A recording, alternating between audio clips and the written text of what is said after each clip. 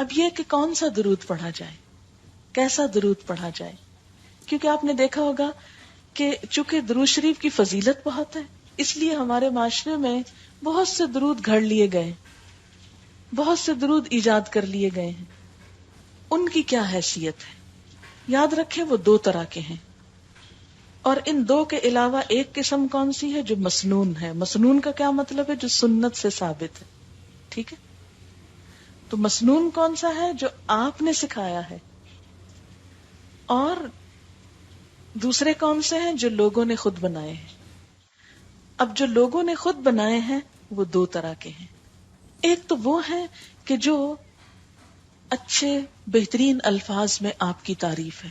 یہ ایسے ہی ہے جیسے نعت شعر میں ہوتی ہے، تو یہ درود نثر میں ہے.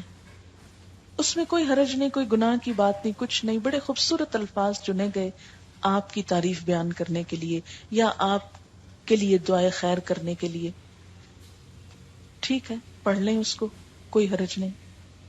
لیکن کچھ درود ایسے بنائے گئے ہیں کہ جس میں آپ صلی اللہ علیہ وسلم سے محبت کے اظہار میں غلو کیا گیا ہے، آپ کی شان کو حد سے بڑھا کر بسا اوقات اللہ تعالی کے برابر کر دیا گیا ہے، یا آپ کو وہ صفات دے دی گئی جو دراصل اللہ تعالی کی صفات ہیں.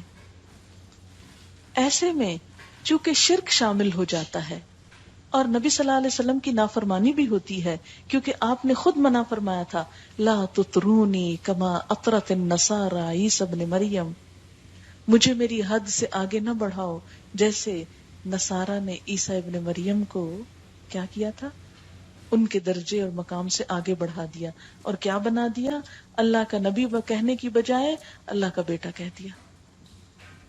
تو فرمایا اے میری امت کے لوگوں، تم نہ ایسے کرنا، مجھے میری حد سے آگے نہیں بڑھانا. اچھا ہمارے ہاں کیا ہوتا ہے عام طور پر کہ نبی صلی اللہ علیہ وسلم کے لیے بسا اوقات تعریف کے الفاظ کہتے ہوئے یہ کہہ دیا جاتا ہے نور من نور اللہ، آپ نور ہیں اور اللہ کے نور سے نکلے ہیں.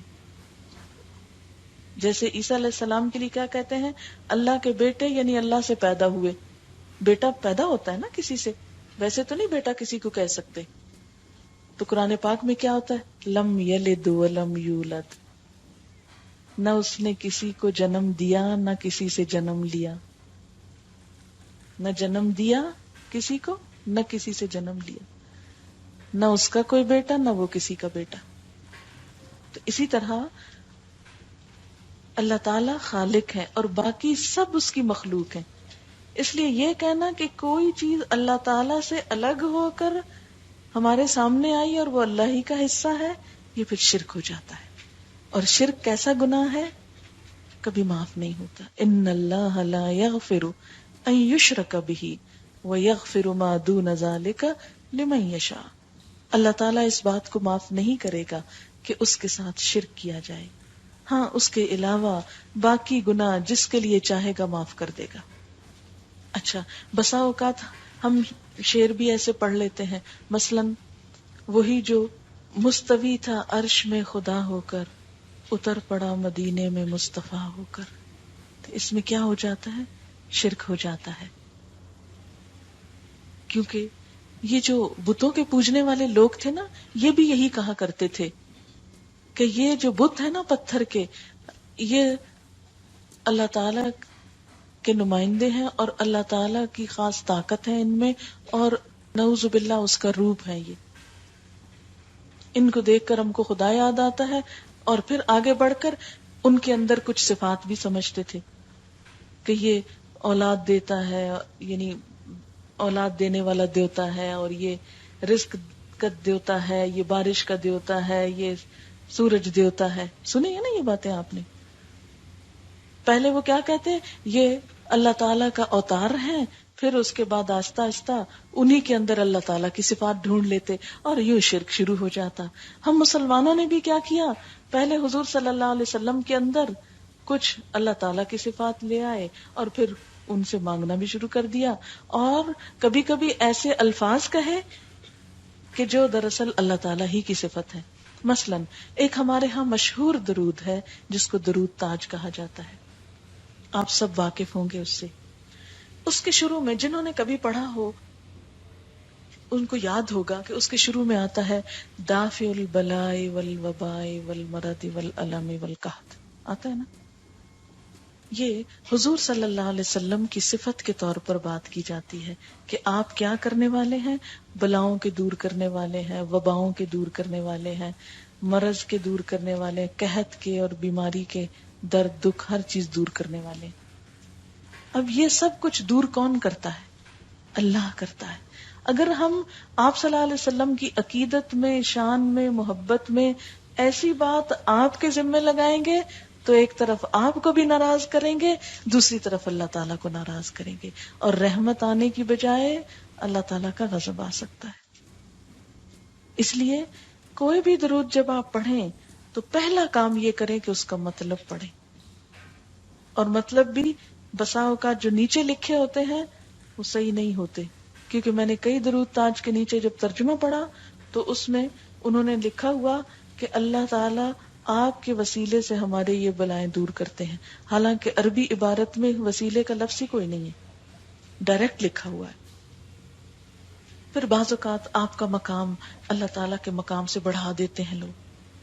مثلاً ایک شعر میں لوگ کہتے ہیں کہ ہر مقام سے بالا میٹھے نبی کا روزہ، عرش اولا سے اعلیٰ میٹھے نبی کا روزہ، کعبے کی عظمتوں کا منکر نہیں ہوں لیکن کعبے کا کعبہ میٹھے نبی کا روزہ. اب کعبہ تو کعبہ ہے نا، کعبے کا تو کوئی کعبہ نہیں ہے، لیکن اس طرح کی باتیں آپ کی محبت میں کر کے تو ہم اس سیدھے رستے سے کہیں اور نکل جاتے ہیں. جہاں آپ کی محبت ایمان کا حصہ ہے وہاں ایسی باتیں کرنا ایمان کو نقصان دیتا ہے. اس لیے ہم کو سوچ سمجھ کے، صرف کسی بات کے لیے یہ کافی نہیں کہ ہمارے آباء و اجداد کرتے تھے یا ہمارے بڑے کوئی جاہل ہیں اور فلاں صاحب جو ہیں وہ اتنے علم پڑھے ہوئے ہیں وہ جاہل ہیں.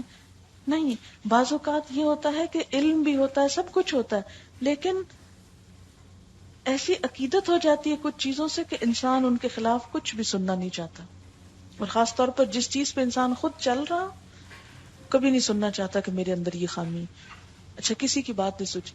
ہم میں ہر شخص اپنے بارے میں اس وقت سوچے اور اپنے سے پوچھے کہ جب کوئی مجھے میری کسی خامی، کمزوری، غلطی کے بارے میں بتاتا ہے تو میں اس کو سننا چاہتی ہوں، سنتی ہوں، سن کے اصلاح کرتی ہوں، غصے میں تو نہیں آ جاتی، ریئیکٹ تو نہیں کرتی. تو کیا ہوتا ہے؟ کرتے ہیں نا ریئیکٹ. ہم میں سے کتنے لوگ ہیں جو خوشی سے تنقید سنیں، اچھا اور بتاؤ میری غلطی کیا ہے. کبھی کہا ہم نے کسی کو؟ نہیں کہتے. اور اگر کوئی بھولے سے بتا بیٹھے تو ہم اس کے دشمن ہو جاتے، اس سے تو اب ملنا ہی نہیں ہے، تو بس میری غلطیاں بتاتا ہے مجھ کو. تو اس لیے جب کوئی ہم کو یہ بتاتا ہے نا تو فوراً کہتے ہیں ہاں یہ وہابی ہوگا نا اس لیے مجھ کو منع کر رہا ہے. وہ وہابی کیا چیز ہوتا ہے؟ ہمیں کسی سے کوئی غرض نہیں کون کیا ہے اور کیا نہیں.